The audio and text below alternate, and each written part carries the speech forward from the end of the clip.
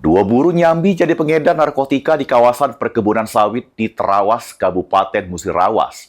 Polisi yang melakukan penyelidikan berhasil menangkap kedua pengedar tersebut bersama barang bukti sabu. Sesudah mendapatkan informasi dari masyarakat terkait peredaran narkotika di kawasan perkebunan sawit di Terawas, Satres Narkoba Polres Musirawas melakukan penangkapan terhadap kedua pengedar berinisial WF sama RR. Pas digeledah, polisi menemukan barang bukti sabu 2,73 gram, 5 klip plastik bening, virek kaco, sama duit Rp150.000 di jeruk tas hitam.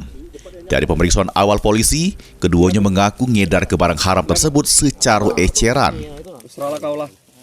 Terkait dengan ungkap kasus, Satres Narkoba Polres Musirawas yang mana berhasil mengamankan dua tersangka inisial WF 39 tahun dan RR 35 tahun yang mana para pelaku berprofesi sebagai buruh, dan pada saat dilakukan penangkapan di wilayah Ulu Terawas, Kabupaten Musirawas, itu barang bukti yang berhasil diamankan itu seberat 2,73 gram.